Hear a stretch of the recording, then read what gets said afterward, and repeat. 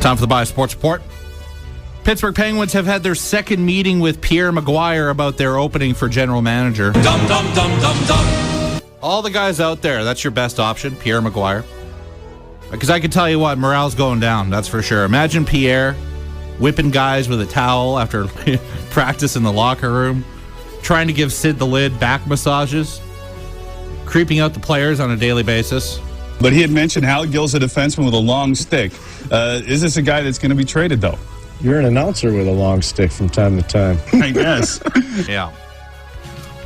Imagine dealing with that. Maybe there's like an incentive program they're working on. Like, the better you play, the less Pierre you have to see. I don't know.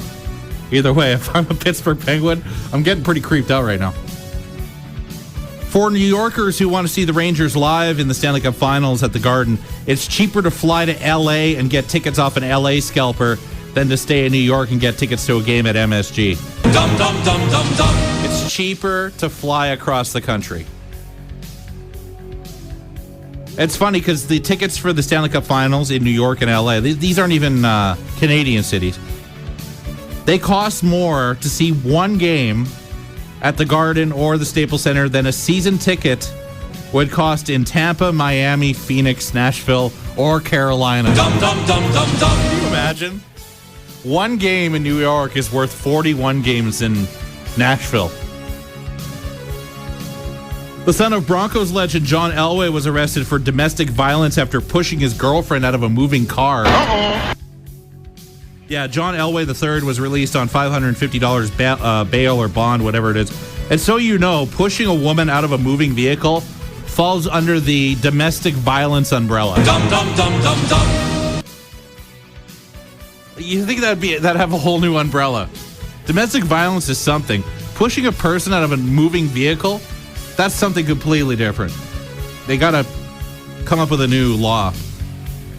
Guilty of pushing someone out of a moving vehicle. No idea how fast the vehicle was moving, but nonetheless. A day after joining the concussion lawsuit against the NFL, Dan Marino is planning to withdraw his name from said lawsuit. That's a hell of a concussion, right? To start a lawsuit, then the next day be like, oh man, did I sue someone yesterday? Oh, I gotta get out of that. I forgot. It's a damn concussion. I don't get these guys anyways. How do you start an NFL career and not know that you could suffer a head injury as a result of it? Like, even if they didn't know what a concussion was back then, it's got a name. It's called a head injury. And you got to know that you could suffer one of those playing professional football. And getting hammered in the head over and over again, name or no name, it can't be good for your long-term health. Remember this story if you're ever in an argument with someone who talks about how baseball players are the pinnacle of athleticism. The New York Mets baseball team recently ate 103 Philly cheesesteaks in one day.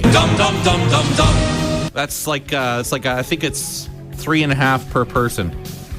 And these things are like basically 18 inches of grease, cheese, chicken, and beef. And these so-called athletes down 103 of them in a day. That's disgusting. And Sunshine Girl Taylor is a beautiful woman. What a beautiful woman. Wow. Whoa. She has a secret crush on actor Barry Pepper. It's not a secret when you tell the newspaper that.